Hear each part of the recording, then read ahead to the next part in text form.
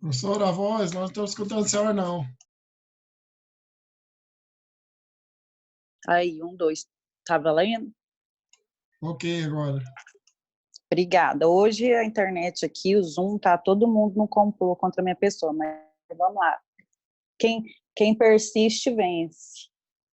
Gente, então, aula passada a gente começou a ver sobre as proteções que o proprietário tem em relação ao seu exercício de propriedade.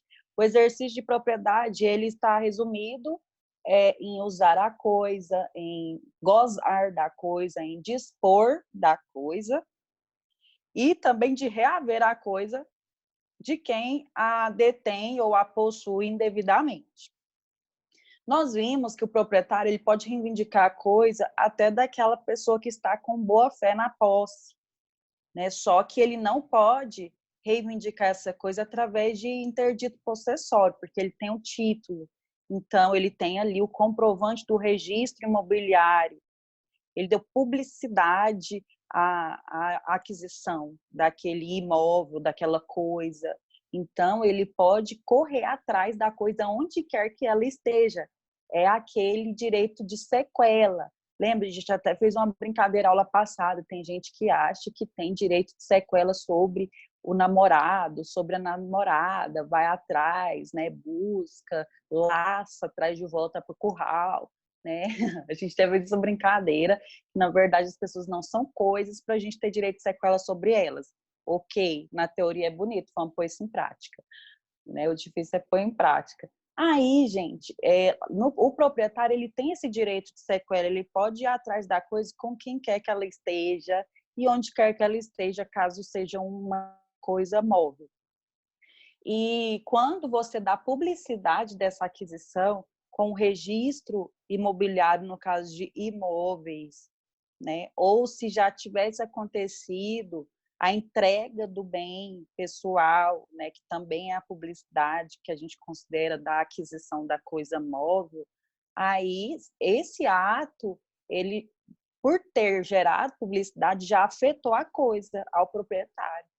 Então, ao mesmo tempo que essa coisa atrai todo o ônus que ela tem no decorrer da história dela para quem está no poder dela, ela também gera para o proprietário o direito de sequela, que é buscá-la onde quer e com que ela esteja. E aí a gente começou a ver a aula passada sobre como que o proprietário pode proteger a sua propriedade, como que ele pode ir atrás da coisa, né, se não tiver no poder dele. E a gente começou a ver sobre a ação reivindicatória. Parece que eu caí.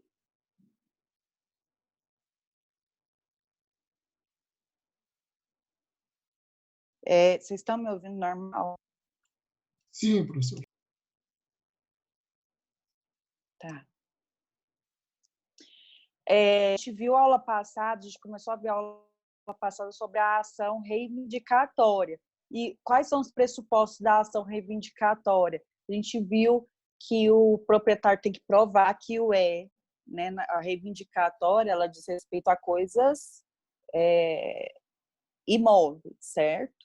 E aí o proprietário ele tem que provar na ação reivindicatória que ele tem a propriedade, ou seja, ele registrou aquela coisa como sua lá no cartório de registro imobiliário, ele registrou a aquisição lá, está registrado o imóvel.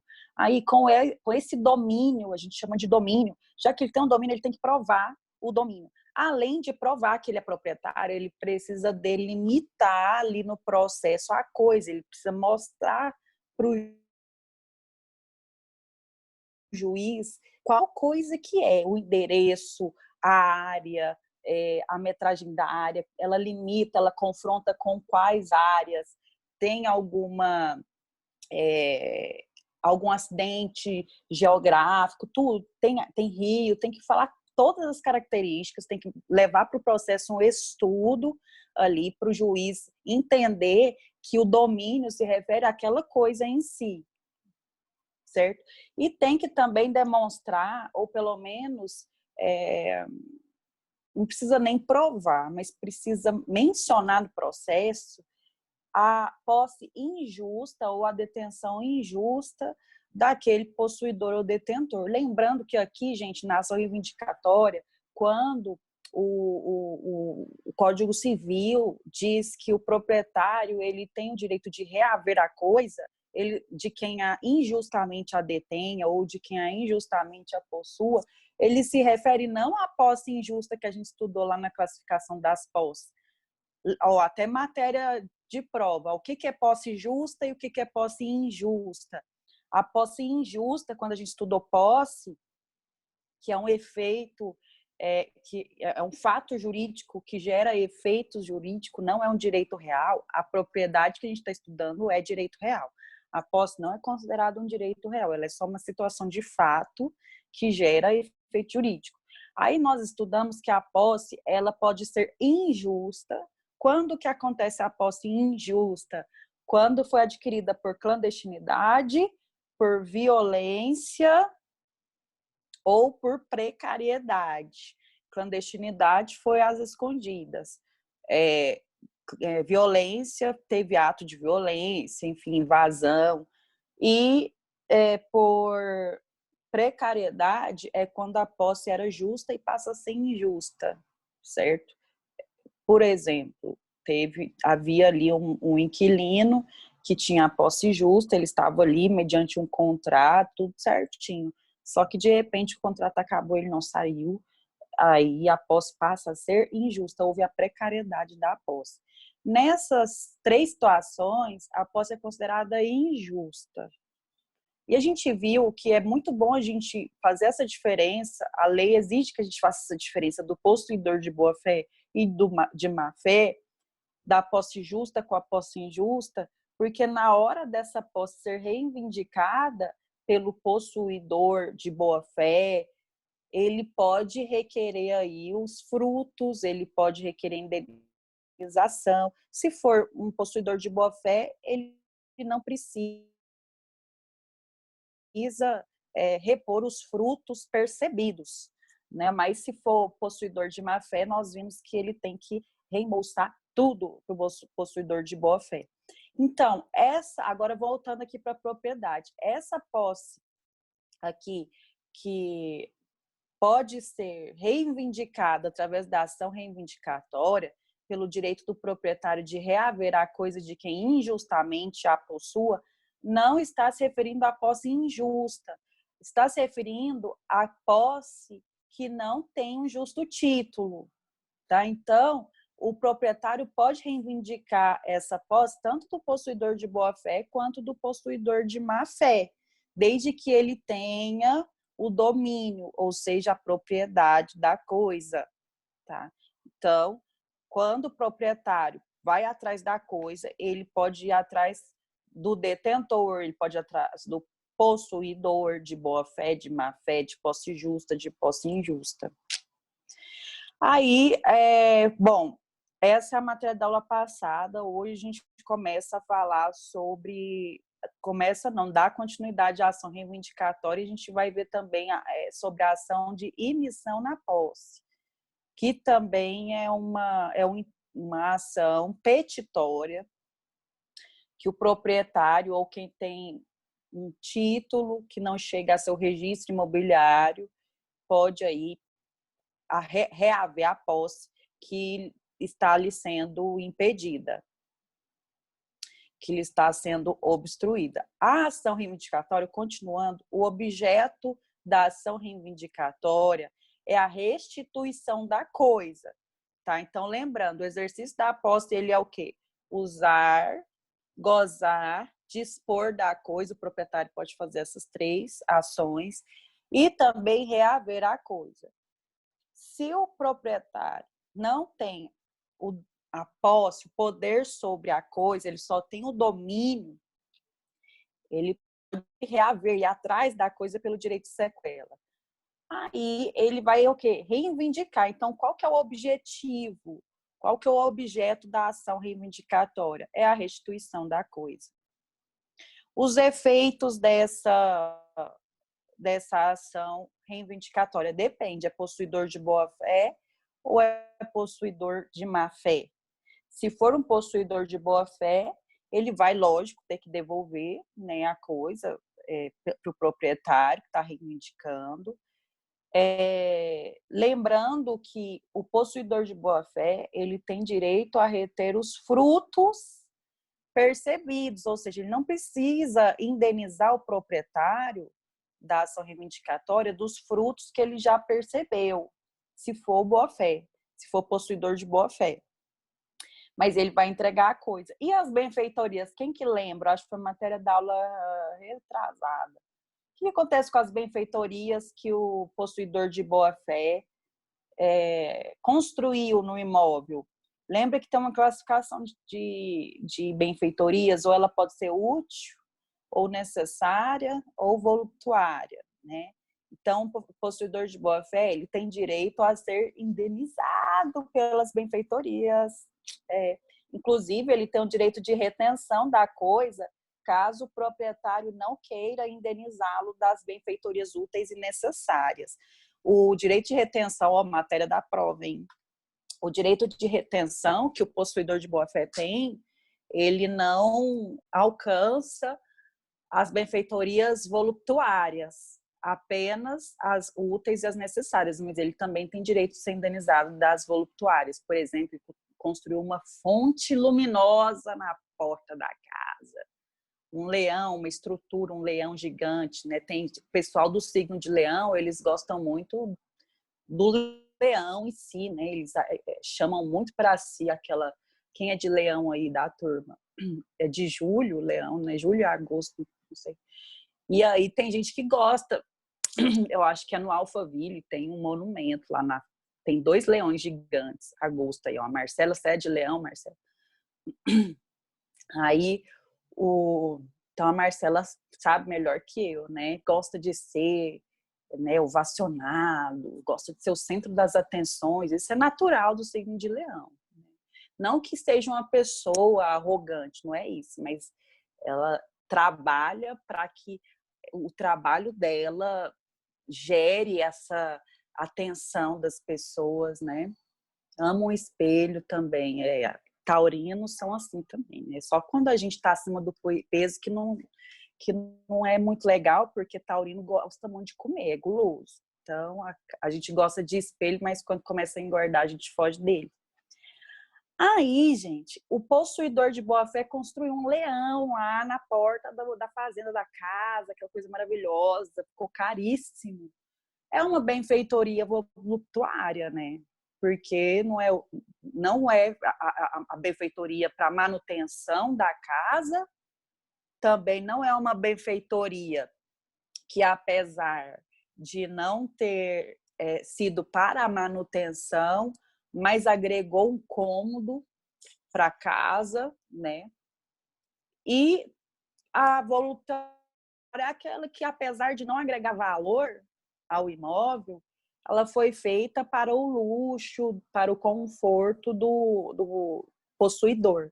Então, essa benfeitoria voluntária, ela também tem que ser indenizada para o possuidor de boa-fé, mas ele não pode reter a coisa. Lembrando que o direito de retenção que o possuidor de boa-fé tem, ele tem que ser requisitado na sua defesa no processo. Não é simplesmente vou reter a coisa e o proprietário que se vire, o autor da ação que se vire. Não é assim. Ele tem que pedir o direito de reter a coisa. Se o juiz autorizar, ele pode reter a coisa, né? Aí imagine você, o proprietário, ele pode ir atrás aqui na ação reivindicatória, ele pode ir atrás da coisa, sim, pelo direito de sequela. Só que o possuidor é de boa-fé. Aí ele não vai precisar, o possuidor de boa-fé não vai precisar indenizar os frutos já percebidos, ou seja, os frutos já colhidos, e vai ter direito à indenização de todas as benfeitorias. E se o possuidor for possuidor de má-fé, aí já era. O possuidor de má-fé tem que restituir o proprietário de todos os frutos percebidos, de todos os danos causados, e também não tem direito a receber benfeitoria útil e voluntária. Ele só tem direito de ser indenizado aquelas benfeitorias que ele teve que lançar mão para manutenção do bem, que são as benfeitorias necessárias, tá? Então, o possuidor de má-fé, ele tem direito de ser indenizado pelas necessárias. Pelas úteis e voluptuárias, não tem direito de ser reembolsado pelo proprietário. Ele fez porque ele quis, ele nem devia estar ali, que é possuidor de má-fé. Bom, esses são os efeitos da ação reivindicatória. Ela é imprescritível. Gente, o domínio, ele é imprescritível. Ele só esbarra, essa imprescritibilidade, ela só esbarra quando a lei determina... Peraí, o Carlos está perguntando um negócio aqui, gente, deixa eu ver.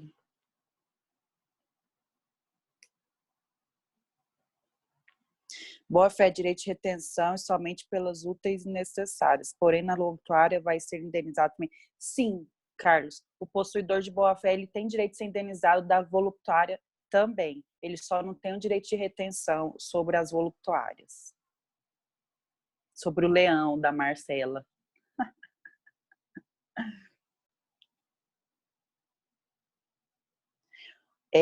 Bom, continuando aí. A ação reivindicatória é imprescritível, se extinguindo apenas nos casos previstos em lei. Quais são os casos previstos em lei? Usucapião e desapropriação. Fora isso, pode ter 10 anos que o proprietário não vai, que tem possuidor lá. Se ninguém reivindicar usucapião, o proprietário pode entrar com a reivindicatória. Lembrando que o réu, ele pode, por exemplo, na ação reivindicatória, a gente vai estudar isso quando for estudar o usucapião. Lá na ação reivindicatória, tem 20 anos que o imóvel está com o possuidor. Aí o proprietário reivindica a coisa, ele tem direito, óbvio que tem, é o direito de reaver a coisa com quem injustamente a detenha ou possua. Aí vai lá e reivindica a coisa. Se ele conseguir essa devolução da coisa, o juiz vai ter analisado, né, a posse do outro. Tá? Se ele não conseguir, ele vai ter a reivindicatória improvida. Aí, o que o réu pode fazer? Ele vai pegar a sentença da reivindicatória e vai utilizá-la numa ação de usucapião. Tá? Então, o réu ele vai ter que entrar com a ação de usucapião, demandar a sentença de indeferimento da reivindicatória, e possivelmente o juiz não devolveu a posse da coisa para o proprietário justamente porque foi demonstrado que o proprietário não deu o uso correto da coisa, por exemplo, ele não prestou atenção na questão da função social da coisa, e aí o juiz, por algum motivo, indeferiu, né? Por esse motivo. Aí o possuidor vai pegar essa sentença e vai entrar com a ação de usucapião. O possuidor pode esperar a sentença da reivindicatória sair? Não, ele pode entrar com a ação de usucapião. Ele pode entrar com a ação de usucapião contra o proprietário que está reivindicando a coisa e informar o juízo lá da reivindicatória dessa ação de usucapião que está correndo, certo? E aí o juiz vai analisar se vai suspender a reivindicatória ou não. Mas, gente, regra geral, a ação reivindicatória é imprescritível. Ela só se extingue nos casos previstos em lei, que são a ação de usucapião e a desapropriação, que acontece por interesse público. A gente vai ver isso mais para frente também.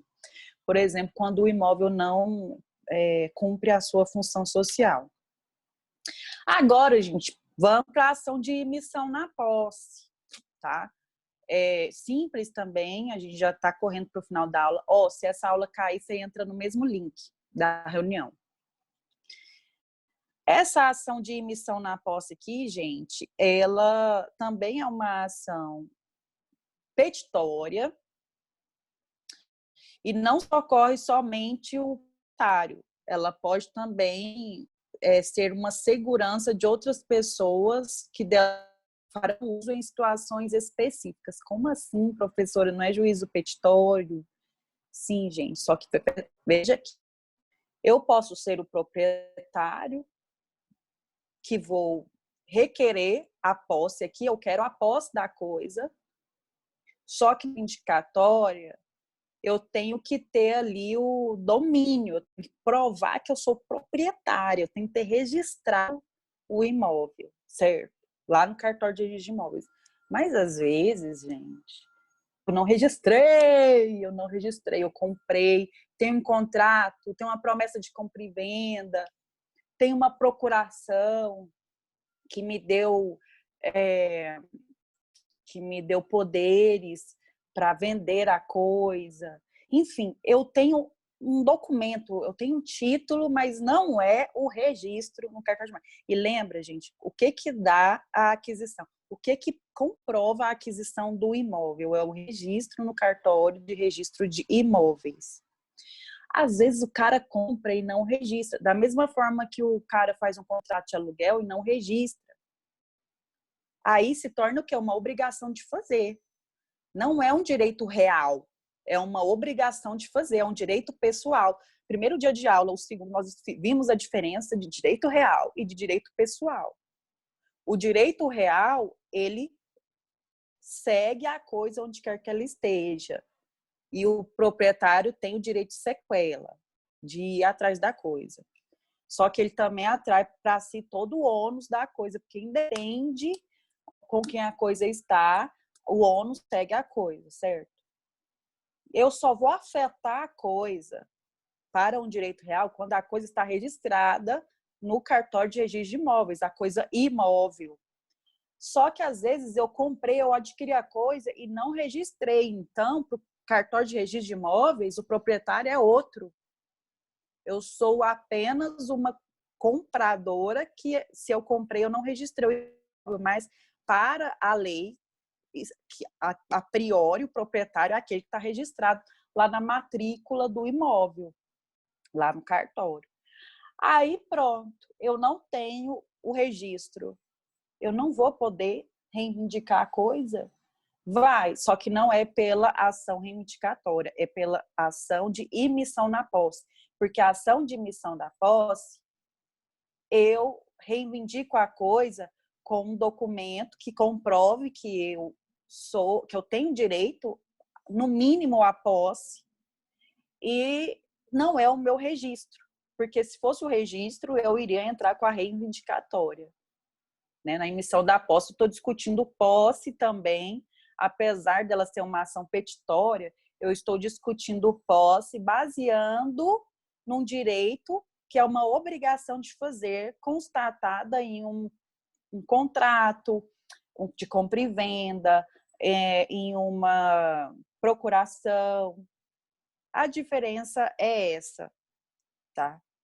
Então, por exemplo, na promessa de compra e venda, independente do registro, a cláusula de arrependimento ou pagamento do preço, caso os contratantes tenham expressamente previsto que o promissário comprador será imediatamente emitido na posse, não sendo a obrigação adimplida pelo promitente vendedor, a pretensão ao ingresso no bem será viabilizada em virtude da cláusula de emissão. Isso aqui é aquela questão, faz ali uma promessa de compra e venda e está estipulado no contrato que o comprador, mesmo antes de pagar todas as prestações previstas no contrato, ele tem direito de estar na posse. Só que aí o vendedor não quer fornecer a posse até o final do pagamento. Então, com essa cláusula de emissão na posse, esse promitente comprador pode reivindicar a emissão na posse, certo? Então, a diferença das duas é essa.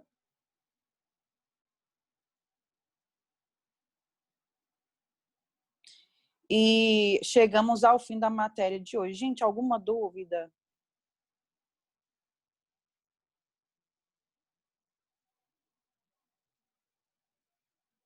Se vocês tiverem alguma dúvida sobre a